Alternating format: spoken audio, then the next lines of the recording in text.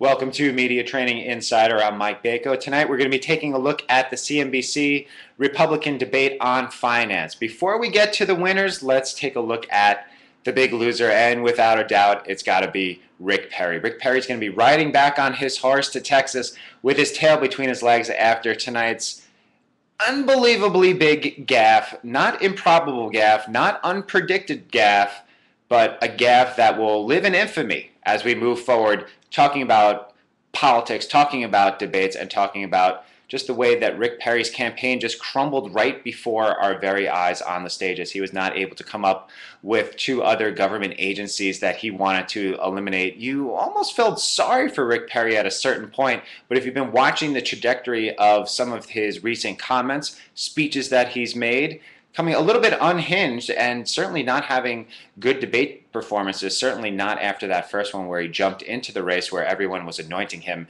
as the front runner. So this is our eulogy for Rick Perry as we may be seeing the very last of him. He may be riding back to Texas with not a very distinguished record as a debater.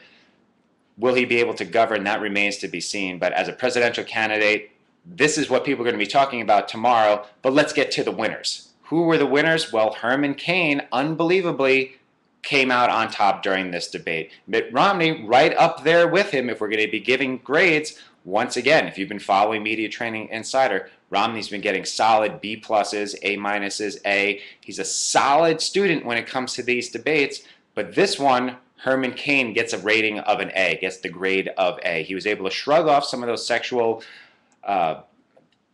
everything that was going on sexually in terms of the bad news that was coming his way this past week. The crowd was really on his side. He was able to push all that to the side and really get his message out during this debate. So you have to give high marks to Herman Cain. Whether you think that he's a viable candidate come the general election time, that's not what's at issue today. What's at issue is who won this debate, who is now putting themselves a little bit more distance. I think after tonight's debate, we'll be seeing some polls that will show Cain making even more distance between himself and Romney. And with what happened today with Rick Perry, whose votes? Who's 10%? It's not a big 10%. Romney has really dropped in the polls, but whose 10% is that going to go to? Is it going to go more towards Romney? Is it going to go more towards Cain? That's going to be an interesting development that I'm looking for in these next few days. Who's going to get that Rick Perry 10%? Because his support, whatever it was at this point,